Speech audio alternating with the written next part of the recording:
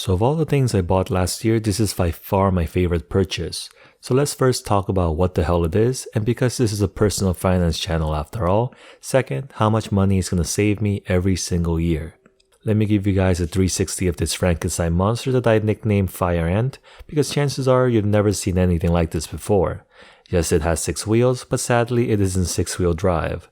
And Fire Ant is actually a mashup of 2 different vehicles, where this front section from its lean-to-steer handle down to its 2 air-filled 6-inch tires comes from the scooter board, while the board, back wheels, and direct drive electric attachment is from the Revel kit. So here's its history and how much everything cost me. I first bought my scooter board on sale for $250.80, and before you ask why I didn't just buy an electric skateboard, it's because I don't trust my balance.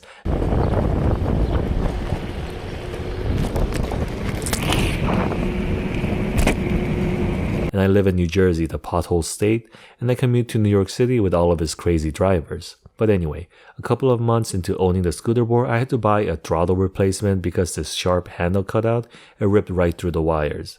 A few months later, it happened again, but this time it was not out of stock, and when I tried to email the company, they basically said, "Sucks to be you, but scooter board and all of its parts are now discontinued." So yeah, thanks to this stupid $19 cable, my search began for a new scooter. And I wasn't about to pay 7 times what I paid for another scooter board. And while I really liked the cycle board, it was just going to be too expensive and heavy. And I also looked at this GoTrax, but similarly, way too heavy to carry during my commute. Which brings me to the Revel kit. It's lightweight and no cables to worry about because it's wireless. But I seriously need to upgrade this micro USB into a USB Type-C. And by itself, the extended range kit cost $769, but because I didn't have a skateboard deck, I looked through their custom builds and I picked out this Moonshine Spark 32-inch package. And the best part, of course, I found a discount code and I got the extended range and board for just $729. And even better, the skateboard by itself, it sells for $249, so I was pretty happy I got this expensive board for free.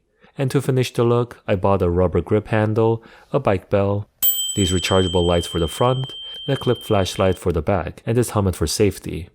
And speaking of safety, that's why I attached the front wheels as wheelie bars, because the torque lifted the front tires on my first test ride, and I ended up spraining my right ankle. Thankfully, $0 spent on medical costs and an unexpected benefit of these back wheels. It now stands upright, which is great for storage. So that was the history portion of Fire Ant, so now let's get into the review and finish off with how much money it's going to be saving me. And the one thing I love about the Revel kit is that you don't need to push off to engage the motor. It's a small thing, but you just simply slide the throttle forward and off you go. Which is great since I now rarely have to put my feet on the ground, unlike that guy over there. And the Revel kit, it does have 4 speed levels with a claimed top speed of 28 miles per hour, but I've never hit that number, maxing out at 23 miles per hour, and if I'm going downhill, I might hit 25 miles per hour. But Fire Ant does weigh more than double their listed weight, coming in at a 25.8 pounds, which also explains why I've never been close to their estimated range of 15 miles.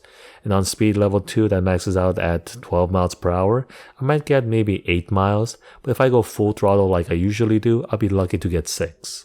And yeah, I can always use my feet if the battery dies, but it's not that flattering. So I definitely wish I got better range, but I've only ridden this during the winter time up here in the Northeast, so hopefully the warmer weather gives me back a mile or 2.